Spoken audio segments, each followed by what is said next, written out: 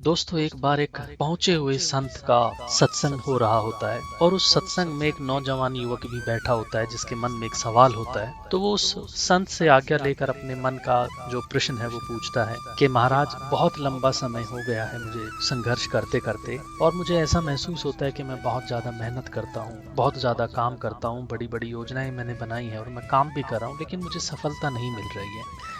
ऐसा लगता है कि मेरे संघर्ष का जो समय है वो काफी लंबा खिंच गया है और मुझे उम्मीद के मुताबिक परिणाम प्राप्त नहीं हो रहे हैं। पैसा भी बहुत खर्च होता है, थोड़ी धन की भी तंगी महसूस होती है, थोड़ा चिड़चिड़ापन भी आ गया है और मन में कभी कभी निराशा का भाव भी आने लगा है। तो क्या आप मुझे बता सकते हैं कि मेरा ये बुरा वक्त या मेरी ये परीक्षा कब खत्म हो? तो दोस्तों, संत इसका बड़ा ही मजेदार जवाब उस युवक को देते हैं और इस वीडियो में हम आपको यही बताने वाले हैं, क्योंकि जो जवाब संत ने दिया है वो कहीं ना कहीं हम सब के हालातों से मेल खाता है और सबके लिए उपयोगी है। दोस्तों, संत उसको बोलते हैं कि बेटा, मैं तुम्हें ये तो नहीं बता सकता कि तुम्हारा बुरा वक्त कब खत्म होगा, लेकिन मैं तुम्हें 7 ऐसे संकेत बता सकता हूँ जिनसे आप स्वयं ही ये पहचान सकते हैं कि आपका संघर्ष का समय अब खत्म होने वाला है और आपके अच्छे दिन आने वाले हैं। एक तरीके से कहें तो आपका जो संघर्ष है, जो परीक्षा है, वो खत्म होने वाली है। और ये 7 संकेत पहचानने बड़े ही आसान है। ये सारे संकेत या इनमें से कुछ संकेत आपको जरूर अनुभव होने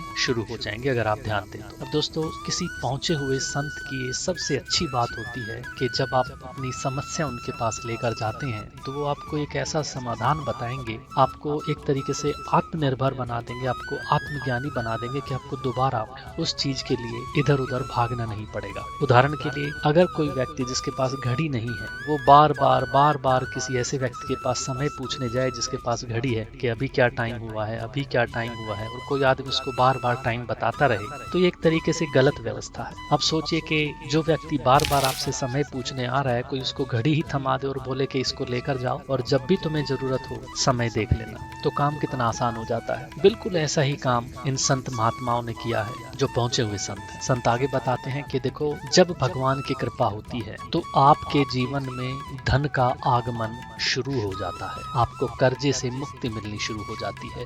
ऐसा इसलिए होता है क्योंकि जो धन की देवी है लक्ष्मी, वो भगवान की ही एक तरीके से सहयोगी हैं और उन्हीं की अर्धांगिनी हैं और उन्हीं के साथ चलती है। तो अगर आप पर भगवान की कृपा होगी तो लक्ष्मी की कृपा सबते ही आपके ऊपर शुरू हो जाएगी। ये पहला संकेत है। दूसरा संकेत है कि आपको अपने आसपास और अपने नेटवर्क में कहीं से भी अच्छी खबरें, पॉजिटिव खबरें आनी शुरू हो जाएंगी। ये दूसरा संकेत है। दोस्तों, तीसरा महत्वपूर्ण संकेत है कि आपको अनुभूति होनी शुरू हो जाएगी, आपके मन में एक पॉजिटिविटी आएगी कि भगवान आपकी सहायता कर रहे हैं और भगवान की तरफ आप आकर्षित होंगे। पूजा पाठ, सत्संग, व्रत या अन्य कोई भी क्रिया, जैसे आज आप सत्संग में आए हो तो आप इस तरीके की एक्टिविटी में इन्वॉल्व होना शुरू हो जाओगे। ये तीसरा एक संकेत है। चौथा एक संकेत है कि आपके मन में खुशी का भाव आएगा बिना किसी कारण। आपको चीजों से दुख नहीं होगा, कोई घटना बुरी या बहुत अच्छी आपको विचलित नहीं कर पाएगी,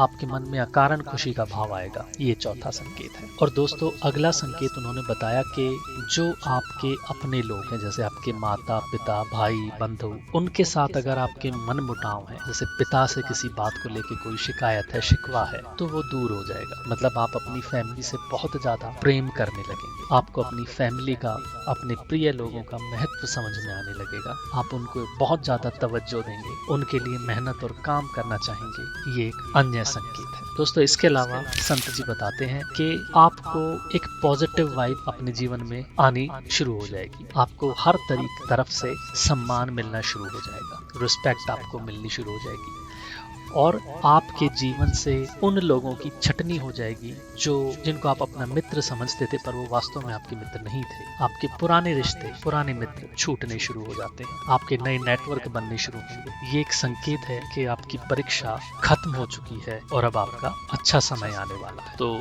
ये 7 संकेत संत ने बताए। दोस्तों, आपको कैसे लगे कमेंट करके बताइएगा। धन्यवाद।